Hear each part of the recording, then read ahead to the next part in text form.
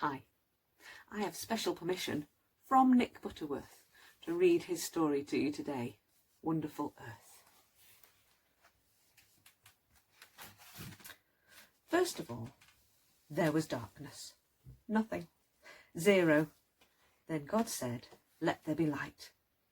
And there was. Then suddenly there were stars and planets and galaxies and comets and meteors and great clouds of gas, all whizzing about and going bang. It was like an enormous firework display, and God said, "That's not bad for a start." Out of all the millions and billions and zillions of planets, God picked out one to be special. Why this one? Don't know. Wasn't even big. It was the Earth. God made the Earth spin, which made the day and night. He made the moon go round the Earth, which made the months. And he made the Earth go round the sun, which made the years. Then with his finger he gently nudged the North Pole a little to one side, which made the summer turn to winter and back again. It was all very complicated, like making a giant clock, but it all worked perfectly. On the Earth, God made dry land and water. The land had mountains and canyons and deserts and huge exploding volcanoes. The water was even better. God made rain and rivers and mist and waterfalls and hailstones and snow and icicles and icebergs and great oceans with enormous crashing waves just out of water. Then came the plants. Little twiddly ones at first, too small to see. The plants grew and grew and grew until great forests spread right round the Earth, and the whole world turned green. It was very beautiful. There were all kinds of plants.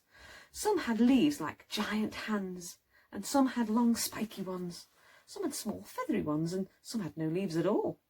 Some could grow in just one day, and some lived for 1,000 years.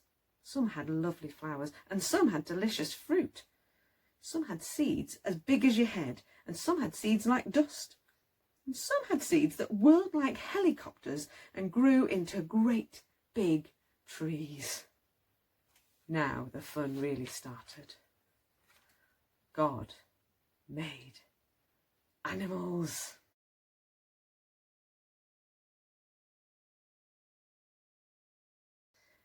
He made some black and white, and some brightly coloured.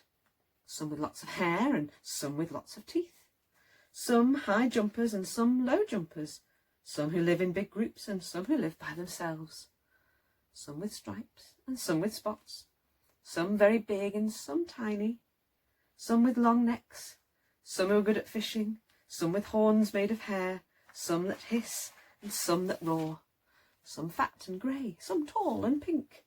Some with rings on their tails and some with stings on their tails. Some with tentacles and some with tusks, some fast and some slow. Some with blue feathers and some with blue bottoms. Some who like it cold and some who like it hot. Some birds that can't fly and some fish that can.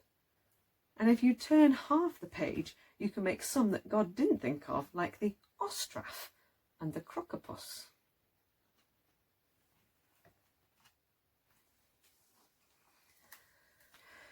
God made hummingbirds as small as bees, and whales as big as buses, chameleons that can change to any colour, sloths that grow moss on their backs, parrots that can talk, and swifts that sleep while they are flying, moths that look like leaves, and insects that look like sticks, skunks that smell disgusting, except to other skunks, squirrels that fly, bees that dance, worms that eat mud, and goats that eat anything, dolphins that smile, crocodiles that grin, and hyenas that laugh, butterfly fish and parrotfish and lionfish and batfish and catfish and dogfish and hogfish, hairy caterpillars and bald eagles, beavers that build dams and moles that can dig tunnels, kangaroos that carry their babies in pouches and pelicans with beaks like shopping bags, sharks with teeth like razors, beetles with antlers, gorillas as strong as 10 men, jumping fleas and jumping spiders,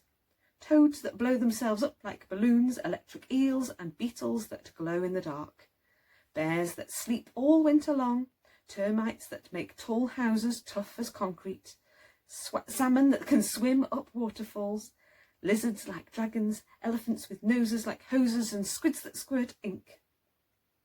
He made animals that sing and squawk and spout and hiss and hoot and howl and honk and chirp and peck and pounce and fly and flap and slide and slither and squirm and creep and crawl and prowl and growl and gallop and glide and dive and swoop and jump and hang and warble and squeak and roar.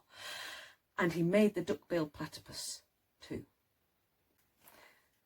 And he made a whole lot of animals that you've probably never heard of.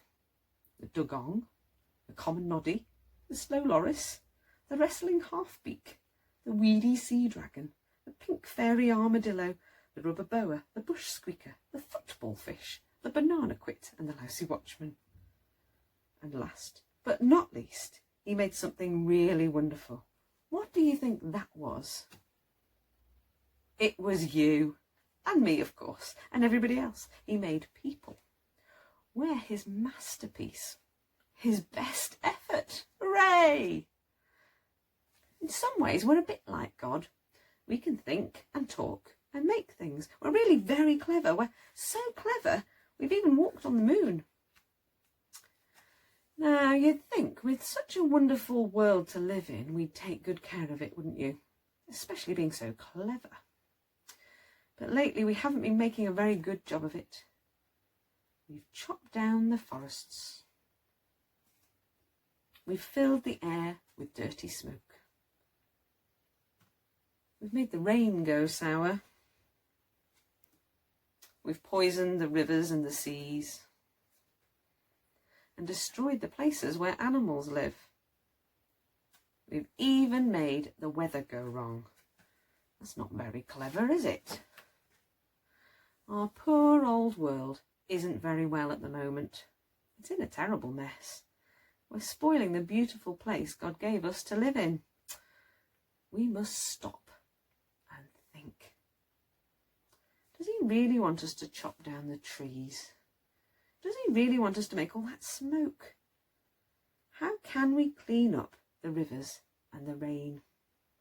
How can we look after the plants and animals? Well, it won't be easy, but if we ask him to help us change, then maybe, just maybe.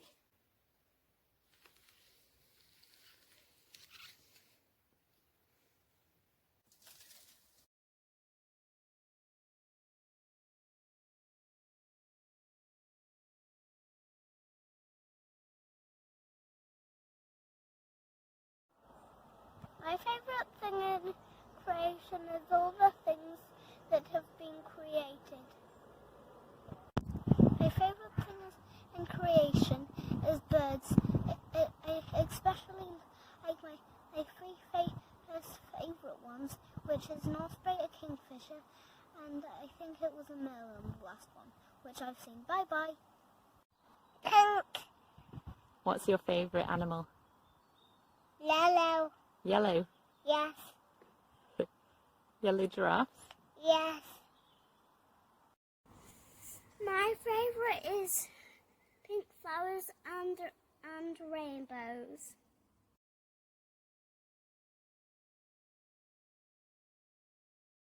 Okay, let's learn to sign all the days of creation. Day 1, God said, let there be light. Day 2, God said, let there be sky. Day 3, God said, let there be land and sea and plants. Day 4, God said, let there be sun and the moon and stars. Day 5, God said, let there be birds and fish. Day 6, God said, let there be animals and people, men and women. Day 7, God rested.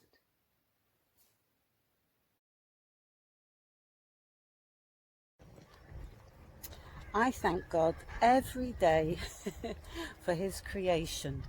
for the beautiful countryside and for the sky, and for dogs, because dogs are very special. They help blind people, they help people that are physically disabled, but more importantly, they're our best friends. They give us lots of love, they make us laugh when we're sad, and I think God knew that when he made them. So I say thank you, God, for dogs. I love leaves like this one, because each one is an amazing little food factory. It makes its own food from nothing but fresh air and water, with some sunshine to help. Can we do that? No, we can't. They're amazing. And if it's a salad leaf like this one, we can even eat it. I thank God for these little green wonders, because without them, none of us would have any food. We wouldn't be able to live. So thank you, God, for leaves. Hi, I'm Jono, and I just want to take a minute to talk to you about creativity. I don't know what springs to mind when you think about the word creativity. You know, creativity literally means making something, creating something that wasn't there before now exists because it's been created. You know, maybe some people, I don't know if you're someone that watches a Great British Bake Off, but we see amazing creativity on there, don't we, with all those cakes? Or maybe if you walk into a baker's shop or a cake shop and you see all these amazing cakes. And they're things that people use their creativity with. The bakers, whoever makes the cake, will use bits of creativity to ice it or to give it ingredients and flavourings that no one's ever tasted before. And that's an amazing way of creating something new. You know, for me, I like to use music. You can see my guitar here. I like to use music to create something. You know, when I write a song, I can write different words and different tune to anything that's ever existed before. You know, when I create a song, it's something that has never been heard before and that no one else will ever do the same again. You know, but I don't just write music because I like writing music. I write music because I'm a Christian and I want to thank God for giving me creativity. So actually, I've written songs to say thank you to God for the creativity that he's given to me. And that's a really important thing for me.